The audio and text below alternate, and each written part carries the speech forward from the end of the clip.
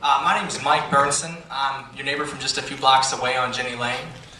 And I'm here tonight to preserve a prosperous future for my children, Sophia and Cole, the loves of my life. I'm 28 years old, and my generation will likely be the first generation less wealthy than our parents. I'm afraid this will become a trend if we the people continue to allow the unprincipled and unethical to determine our futures. To be honest, 4 years ago I wasn't interested in the political process. I was more interested in being entertained like much of our youth. It wasn't until 2008 bailouts that I realized there was something terribly wrong and immediate attention was necessary. We have drifted dangerously far from the principles of our founding fathers, the principles of limited federal government shackled by the enumerated powers of the Constitution and our Bill of Rights. I'm here to support Ron Paul, an Air Force veteran, an OBGYN by trade who's delivered over 4,000 babies. He has unparalleled respect for human life. As a family man that has been married to his high school sweetheart for over 50 years, Ron Paul is principled, honest, and has unwavering consistency in upholding the Constitution. Some have called him the champion of the Constitution. I would like to address what I consider to be the two biggest misconceptions about Ron Paul. First, that he's soft on foreign policy, and second, that he's unelectable. My response to these misconceptions is that Ron Paul has the strongest plan for our military, and he has the best chance of defeating Barack Obama in the general election. Here's why. We currently have 900 military bases in over 130 countries. Since 2001, our defense budget has increased by 81%, and we've added nearly $4 trillion to the national debt by fighting congressionally undeclared and unconstitutional wars. Reasons for beginning the war in Iraq have been found inaccurate, and no WMDs were found. And in return, we have lost over 6,000 of our bravest Americans in battle. With nearly one-third of our federal budget going to defense spending, a correlation between our abysmal economy and the misguided foreign policy is evident and can no longer be ignored. The intention of the military is to keep the American citizens safe. However, with a floundering economy and our troops spread thin, I'm not sure we've ever been less secure.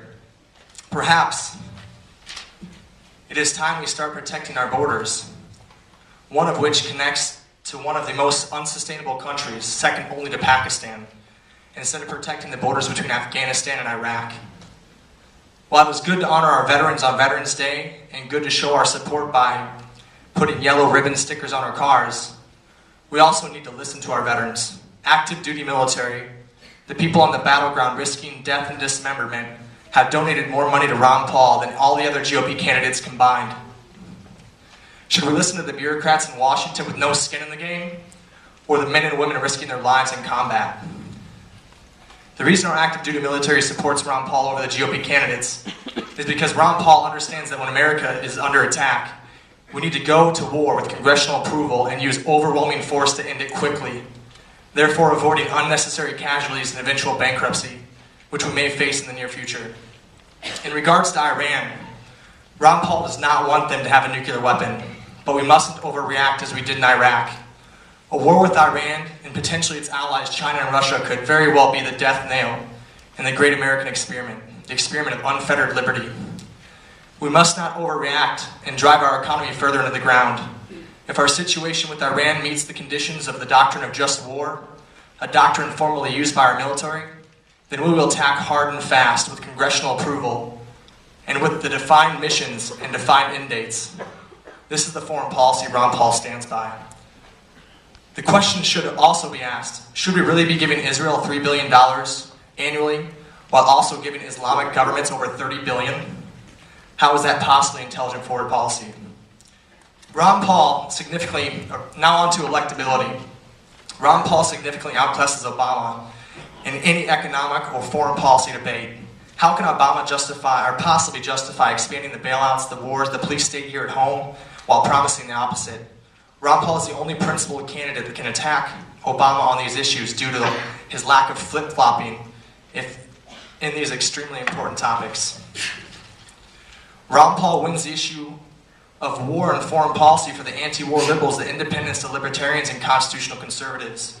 Ron Paul wins the domestic police state issues we face before the debate even begins, especially in light of the recent Obama approval of NDAA. Ron Paul wins on the abortion issue because he believes life comes from conception. but also understands the enumerated powers of the Constitution, and that abortion is an issue for the states to decide. Unless the Constitution is amended. Done? I'll wrap it up. Ron Paul, in my eyes, wins on everything. So please, vote for liberty, vote for the protection of our civil liberties, vote for someone that actually has a plan to fix our economy, vote for the champion of the Constitution. Please vote for Ron Paul.